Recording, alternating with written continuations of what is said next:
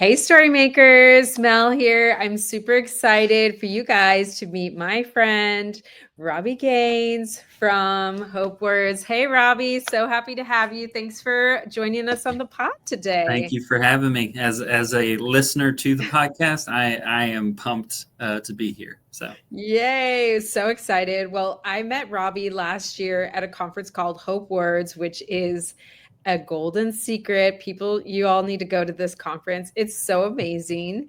It's in West Virginia, and I've never been to West Virginia. It was my first time.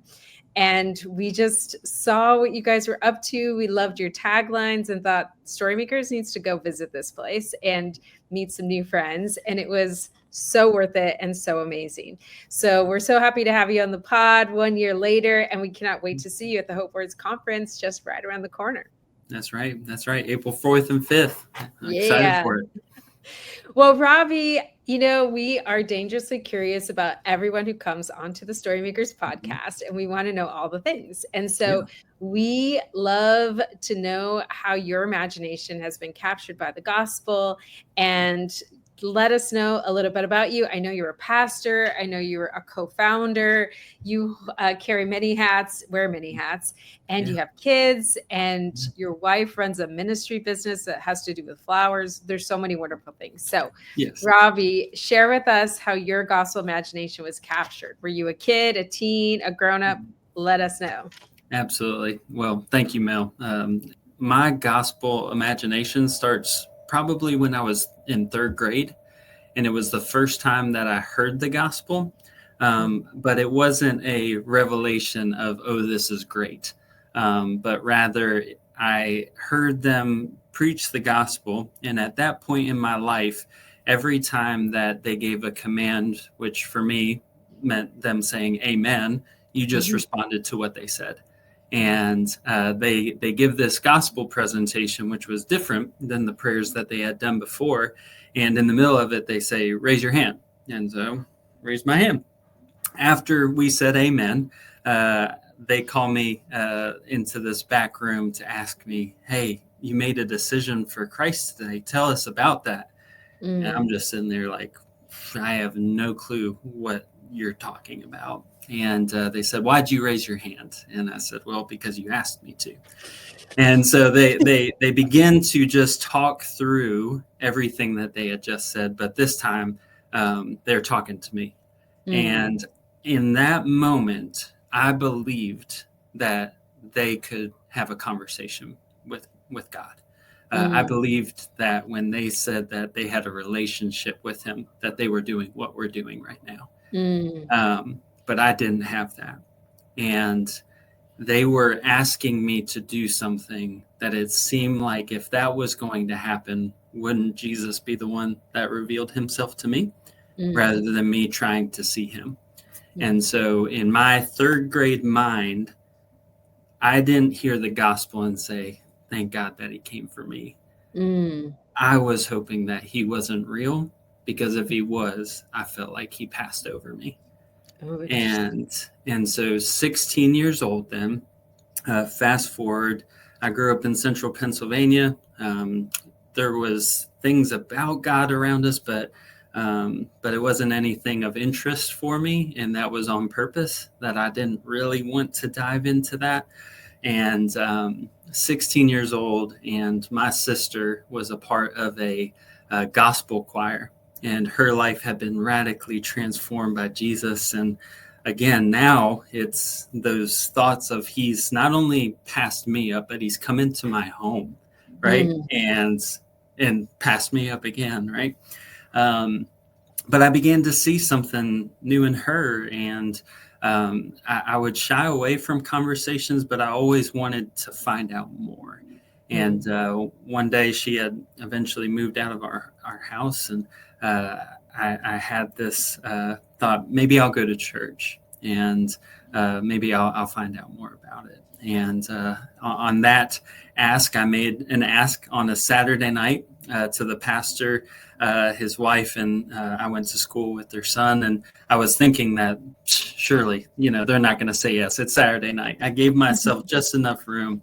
And for me, than to get a very quick "we'll be there in the morning." Mm, It changed the lens of what I thought about the church, but then also the people that changed my sister's life, none of them look like me. mm, They were all from Mobile, Alabama, New York. They were from all over the world. And it was a beautiful picture of diversity that I saw in my introduction to what the church was. mm, And I always wanted to be like that group, but I never knew what made them different. mm, And it was going to church, it was hearing about Jesus in a fresh and new way with more curiosity than just cowardice mm. and worry that, man, I'm going to hell. And Yeah. at that point, the they had a message about the tabernacle, and we got to the end where in the youth room they had this really tacky veil that went across the whole room, right? I mean, we've made them for camps. Oh yeah. Okay. Yeah. Yeah, yours is probably a lot prettier than this one. And the youth volunteers are like rolling the sides, and the veil is torn.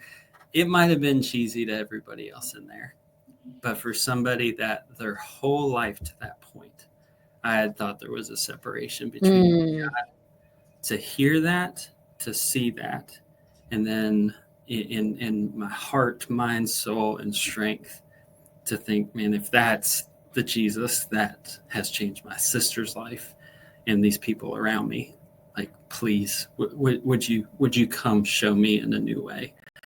Man, did he ever. And mm, man, my life was forever changed after that.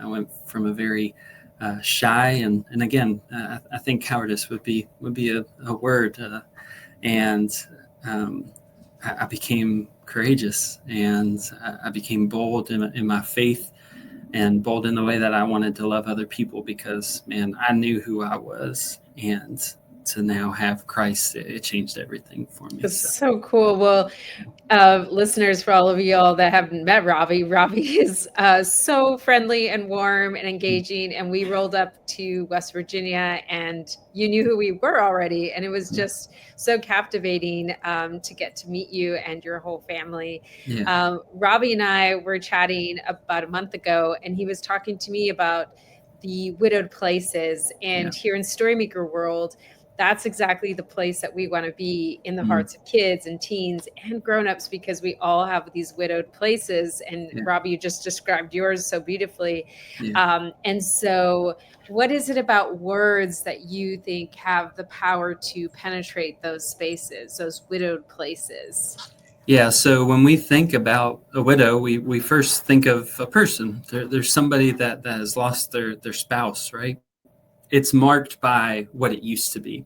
And a widow is not just the person that has lost their spouse, but also it's a place that's marked by losing its inhabitants.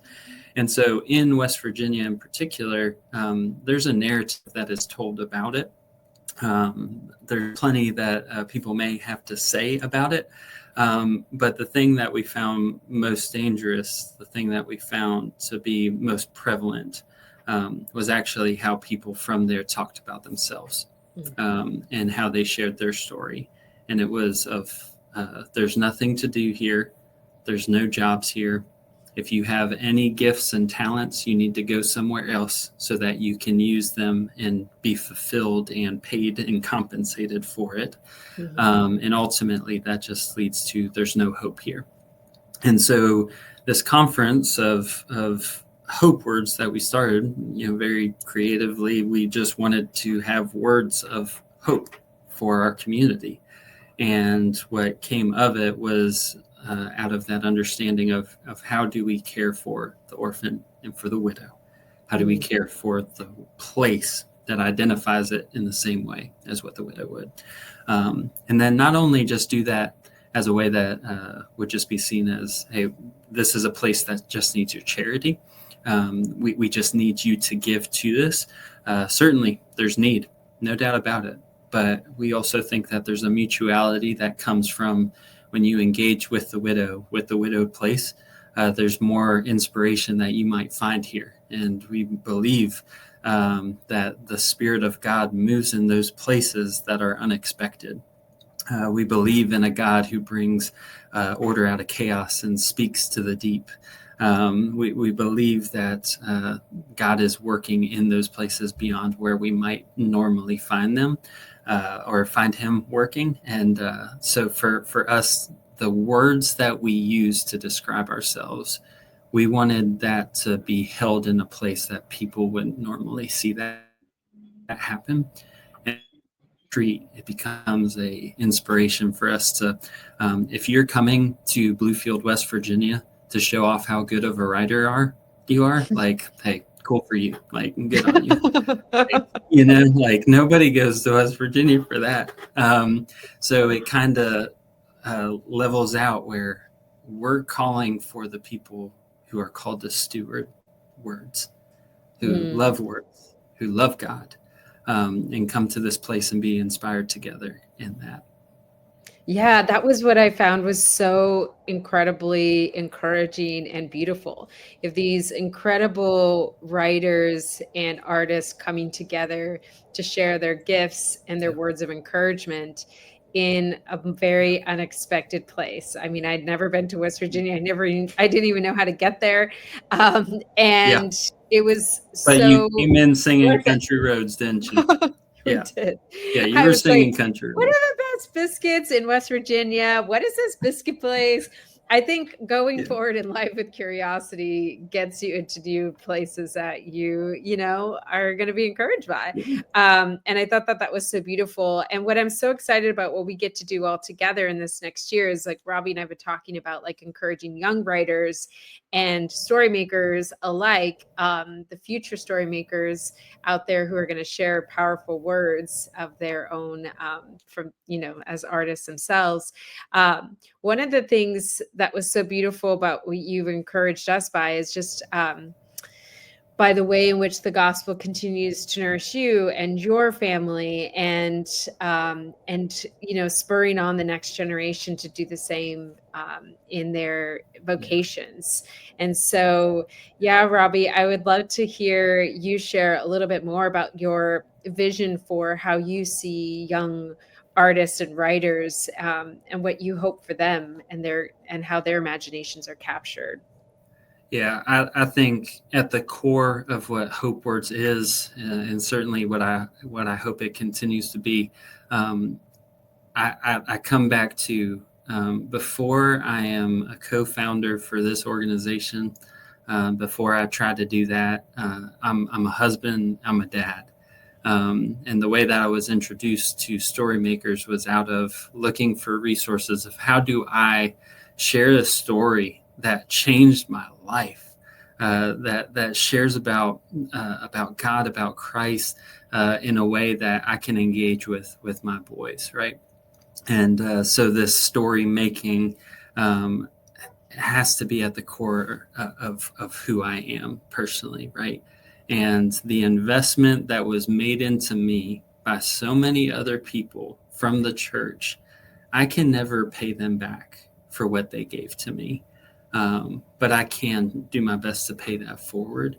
And so for HopeWords as an organization, we take very seriously that we're husbands, we're fathers, we are wives, we are mothers, we are people that are a part of a greater story.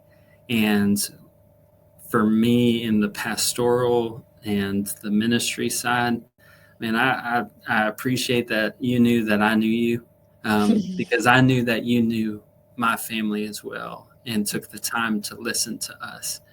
And I feel like for especially youth, they are always looking for who can I tell about myself to.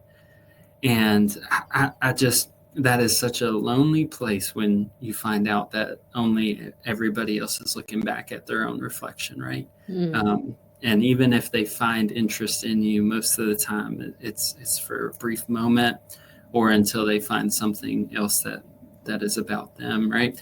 And so to have young writers who come and are a part of HopeWords, our hope is that you know that we see you.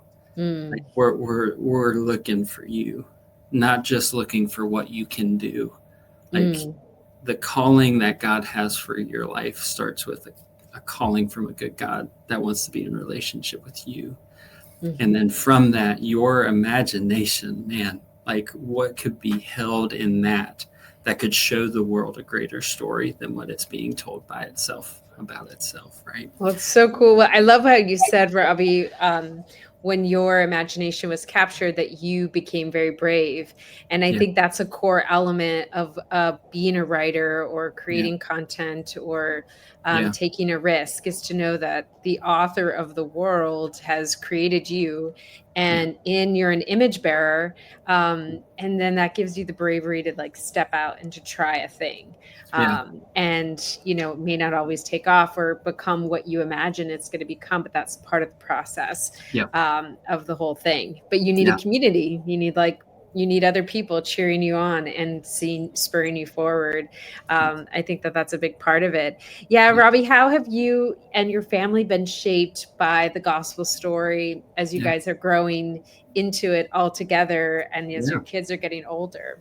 Yeah, absolutely. So one, I know that for Silas this year, when we got to Advent, he is country as country can be. Here in Shelby, North Carolina, where we live, he works on the farm every Saturday with Paw Paw, and he loves all the farm animals, all the things. And we got to Advent, and my son was able to share the entire story of the shepherds, Mm. and I was blown away by it. And then I look on our table and I see this little set of camels and all of these different um, uh, um, Creatures. yeah, yeah. I'm trying to think of one So unifying many thing. wild creatures. Yeah, Yeah, yeah, we just turned yeah, all of yeah, the characters into something. yeah. And man, his imagination to be able to speak through that did my heart so much good. And also our story is one of we loved where we were at in Bluefield, and I certainly hope that as it comes through that I love Bluefield. I always did, always will. Care for those people. Still feel a sense of being able to shepherd from a distance there. And but our youngest son, Ivy, was born with spina bifida, and he has multiple um, medical complexities, and so that place couldn't care for him medically, and so we had to move. And entering into a new perspective on the world through the lens of disability was one where everything that I had hoped and dreamed was out the door, right? Mm. But also at the very same time, there was more revealed through it that I never would have imagined. And for Ivy in particular, he's not able to speak. He's not able really to hear much. He doesn't do much other than exist. And in his existence, he is strong. He evokes faith.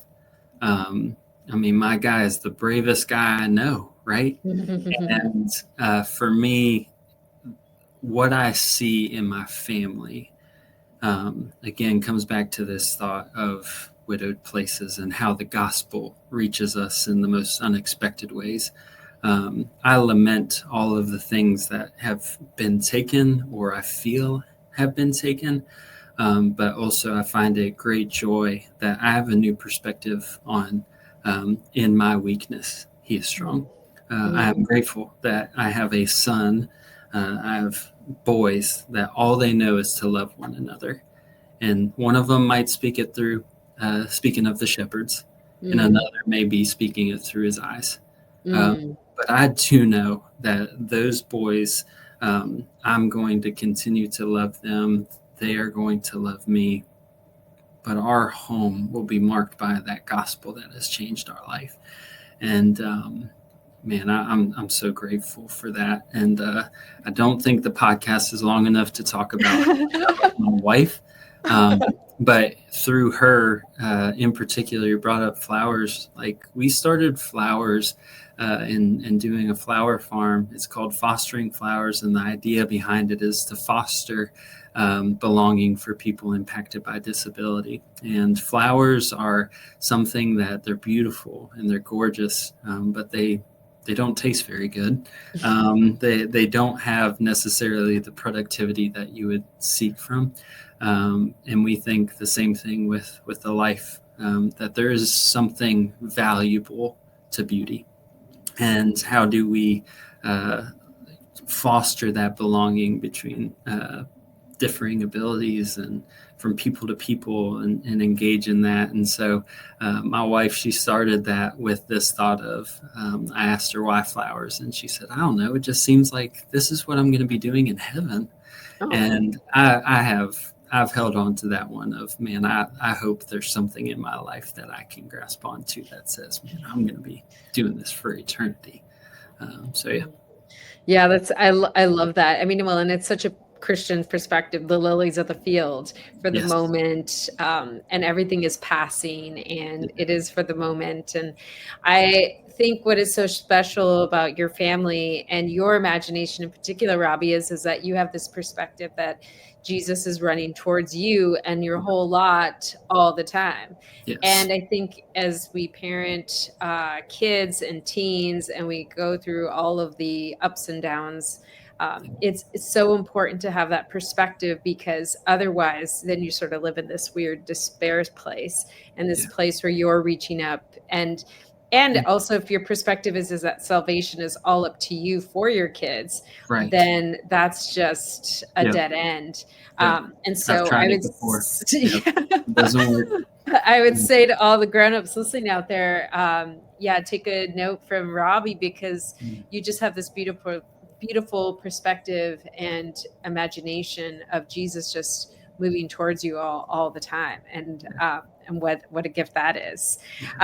So Robbie, before we sort of roll out into the next phase, I'd love to know, like we are always asking, what story captured your imagination as a kid, like a story from the Bible, or just, I love Roald Dahl. That's what captured my imagination. And you're in the book space. You're like you get to hang out with all the cool illustrator writers. Yeah, absolutely. I mean, you may have a favorite. Well, I would first like to say we don't have a writers conference because I'm a writer. We have a writers conference because we needed more writers, and I knew that I couldn't do it. You're a facilitator. Yeah, that's right. Yeah, and I found I love to read, and so growing up, I always loved sports. Sports was my thing, and that's really where ministry started with me, was with my football and basketball team, and all of that. And so continuing on in that as a chaplain for different sports teams. But really for me, the book that I read year after year was called Pig at Play. And then the second book was a very small biography about Jackie Robinson. Ooh. And so in particular, Pig at Play is about this kid that is a pig that has no business on being on the basketball team, but does all the work to get to it, and then makes the game-winning shot. Like that's how I pictured it. And then I would always partner it with Jackie Robinson, and it was as if I could see in his story the impossibilities of all of the things that he had to go through, while also trying to figure out the world around me, where born in the 90s, early 2000s, I knew that my world was different than his world, but I knew my world was different because of what he did, right? Mm-hmm. And so for me, that Jackie Robinson book was one that always captured my imagination of the talent of him, and what he did was to get to this point where he could make the game-winning shot. In his case, to steal the base, to hit the home runs, to do all those things, which is what I wanted to do more than anything. But what happened because of his life was that he blessed other people. Mm-hmm. And that, through the story of Jackie Robinson, I think was very shaping in my life from a very early age. and who I wanted to be. Well, that's so cool. I love that. Yeah, Everyone's answer is so different, and then it makes yeah, you want to read whatever they read. So yeah, yeah, absolutely, I love absolutely. that. And then Robbie, you're a dad. Are Yeah, there things that you've read that have encouraged you besides story makers? Is there yeah, anything out there that you would say, or maybe it is story makers playing the yeah, parts, like yeah. getting involved with your kids, like what's kind of, gotten the gospel story in your household going? Yeah, absolutely. So one of them is a book called The Book of Belonging, and Oh yeah, yeah, so I good. figured that you would know that one because the I first have. time I saw it, I was like, they need to know each other if they don't, right? Yeah. But so Silas is now 5 years old, and we're at the part of it used to be whenever there were words on the page, he was so quick to just flip to the next page, right? But now he's working through words and he's learning how to put them together. And I tried to convince him actually yesterday that West Virginia was a compound word, and he was very quick to tell me, "No, it is not, Dad. We're going to let Mom do the teaching, okay?" So for us to be able to step in now to something like the Book of Belonging and really capture his imagination, and for me to listen to him of what do you think it looks like to go from dark to light, and for us to walk into his room and turn off the light, and then also have that resource to be able to talk through it in a really concise but beautiful way. I'm grateful for that book.